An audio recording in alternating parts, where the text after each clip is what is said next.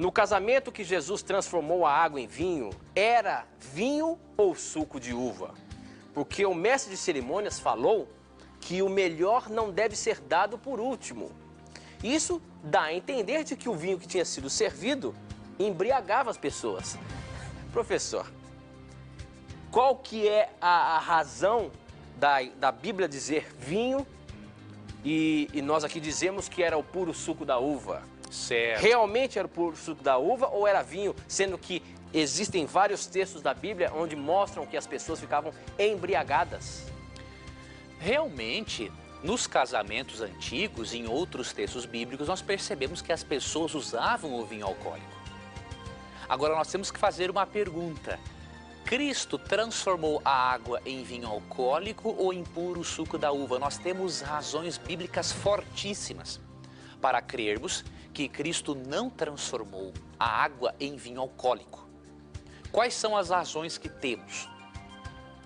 Eu vou pedir, Tito, para você me ajudar novamente aqui, para nós agilizarmos o tempo e respondermos a pergunta com mais de um texto bíblico. Ok. Eu vou pedir, amigo Tito, para você abrir a sua Bíblia em Provérbios, capítulo 23.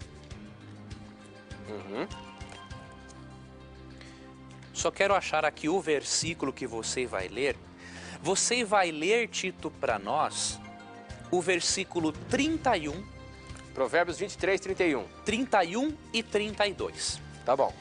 E depois eu vou ler Isaías 65:8. Com qual propósito, amigo telespectador? Com o seguinte propósito: mostrar para você que em muitos casos a palavra vinho se refere tanto ao vinho alcoólico fermentado quanto ao suco da uva não fermentado. Vou lhe mostrar isso na Bíblia.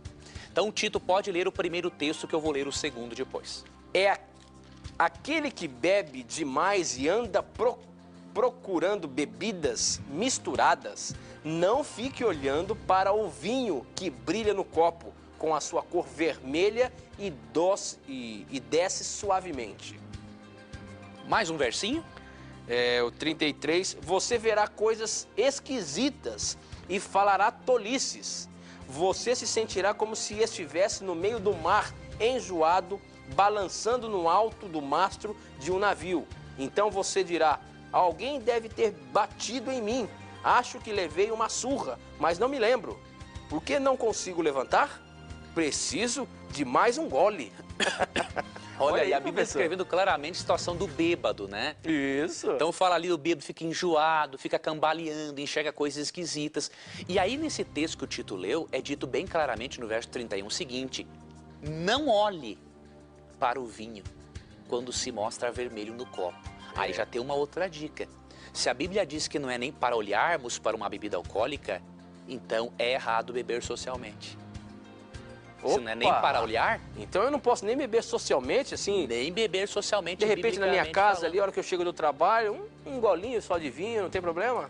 Até esse tem problema para Deus, Tito, porque pelo fato de uma gota de álcool poder destruir milhões de neurônios e afetar o corpo, que é o santuário do Espírito Santo, para Deus já basta. É o mesmo princípio do que nós começamos o nosso programa, falando da maconha. Falando das drogas, exatamente. O álcool é uma droga e o uso de qualquer droga, né, nociva desse tipo é um pecado, porque prejudica o corpo, que é o templo do Espírito Santo. Então o vinho que Jesus fez ali, aquele milagre, era o puro suco da uva? Isso, agora eu vou ler o segundo texto para nós mostrarmos isso. Olha o que diz aqui, ó, Isaías 65:8.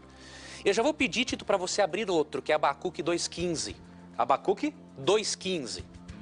Eu vou ler Isaías, enquanto isso, 65:8, que diz assim: assim diz o Senhor, como quando se acha vinho num cacho de uvas, dizem, não o desperdices, pois há bênção nele. Assim farei por amor de meus servos e não o destruirei a todos. Veja o contraste, querido telespectador. Provérbios 23:31 diz que não é nem para olharmos para o vinho. Agora Isaías 65:8 diz que não devemos desperdiçar o vinho porque há bênção nele. Olha o detalhe, o vinho para o qual não devemos olhar é o que está fermentado na garrafa. O que não devemos desperdiçar, no qual há bênção porque há nutrientes, é o que está no cacho de uvas. Então você percebeu a diferença bíblica? A Bíblia usa a palavra vinho para os dois tipos de bebidas, só que ao fermentado ela condena e o não fermentado ela aprova. E agora nós vamos ver a evidência principal de que Cristo não transformou a água em vinho alcoólico, que é o texto que o Tito vai ler para nós de Abacuque 2,15. Ai de você, pois dá ao seu companheiro vinho misturado com drogas. Ele fica bêbado, tira a roupa e todos veem o seu nu. Olha que interessante, esse texto traz uma maldição. Ai daquele que dá a bebida alcoólica para outra pessoa, ou seja, não é lícito também um cristão vender bebida alcoólica. E ali é dito o seguinte, que se Cristo tivesse transformado água em vinho alcoólico, Cristo estaria caindo na maldição de Abacuque 2,15. Porque diz que ai daquele que dá de beber vinho alcoólico para outra pessoa. E se Cristo caísse na maldição de Abacuque 2,15, ele seria pecador e, consequentemente, não poderia ser nosso Salvador.